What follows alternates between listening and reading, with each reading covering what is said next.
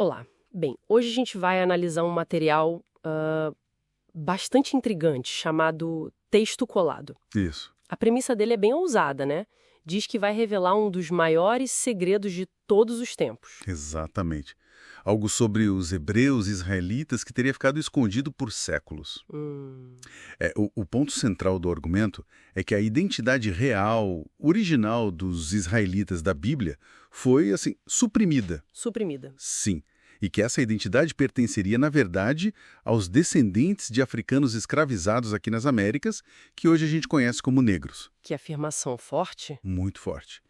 E o texto diz que vai usar arqueologia, antropologia, história, geografia, ciência e, olha, principalmente as escrituras para provar isso. Ok. E a nossa análise hoje, é bom frisar, vai se basear unicamente no que esse texto apresenta, certo? Correto. Sem tirar nem pôr. A ideia principal que ele defende, então, é que entender essa suposta identidade oculta é tipo a chave para interpretar direito as escrituras, a história mundial, as profecias e até para entender o porquê do sofrimento histórico do povo negro. Vamos então tentar desempacotar isso. Vamos lá. O texto começa então levantando várias perguntas. Perguntas, assim, fundamentais para desafiar a narrativa que a gente costuma ouvir, né? Que tipo de perguntas? Por exemplo, as pessoas que hoje são conhecidas como judeus, são mesmo os verdadeiros descendentes ou os únicos? Qual era a aparência física dos hebreus antigos? Eles já voltaram para a terra ancestral deles? Por que são chamados de povo escolhido? E escolhido para quê, afinal? Faz sentido lançar essas questões se você quer construir uma narrativa alternativa. Exato. E continua, as escrituras dão alguma pista para a gente identificar esses israelitas nos últimos dias? E imagino que isso leve à questão da escravidão. Diretamente. Qual a verdade sobre o comércio transatlântico de escravos? E qual era a nacionalidade, a identidade original do povo negro no hemisfério ocidental antes disso tudo? Certo. O material argumenta que a história deles foi apagada de propósito, né? Cortada pela raiz, tipo, ensinando que não tinham história antes da escravidão? Precisamente. E aí cita algumas fontes para reforçar esse ponto. Menciona o historiador Thomas Hodgkins, Sim, eu vi essa parte. que falava sobre como o Ocidente ignorava a complexidade da história africana antes da colonização. E também o jornalista Jon Snow. Que encontrou livros antigos em Tombuctu. Isso. Sugerindo que, olha só, talvez a África tenha dado livros à Europa. E não o contrário, como geralmente se pensa. É uma inversão interessante da narrativa comum, mas o ponto principal do texto parece ser a conexão entre essa identidade e o sofrimento, né? Sem dúvida. Esse é o elo crucial na argumentação deles. O texto liga de forma muito direta a experiência histórica de escravidão, perseguição, humilhação constante.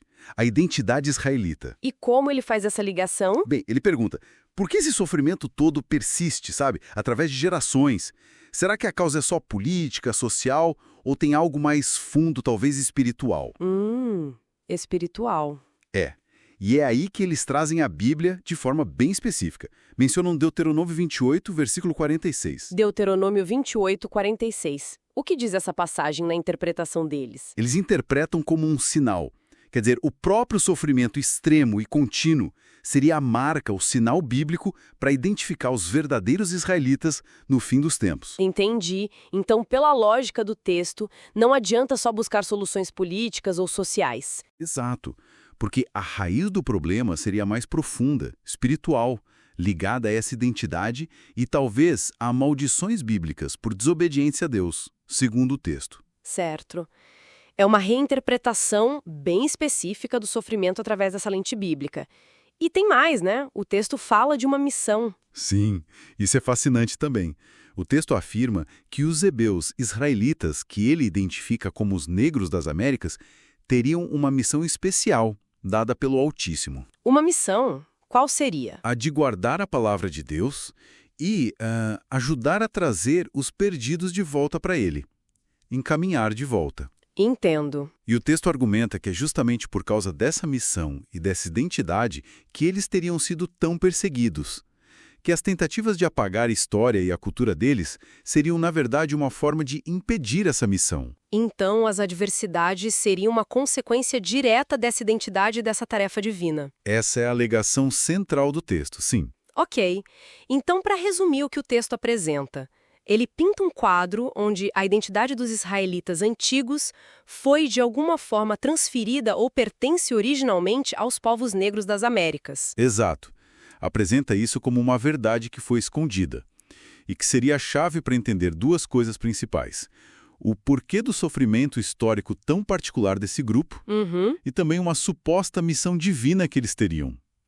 E usam passagens como essa de Deuteronômio sobre o sofrimento ser um sinal, como prova dessa identidade hoje. E o reconhecimento dessa identidade seria crucial, então. Fundamental, segundo o texto. Seria o ponto de partida para se entender corretamente a história, as profecias, o presente. Bem, o material coloca um peso enorme nisso tudo e deixa uma provocação no ar que vem do próprio texto, né?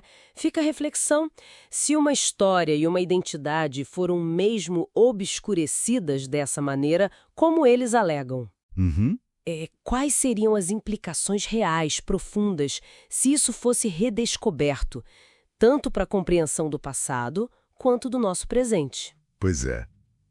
É uma questão que o texto deixa para quem lê pensar a respeito. Fica essa provocação final, então, baseada no conteúdo que a gente explorou hoje.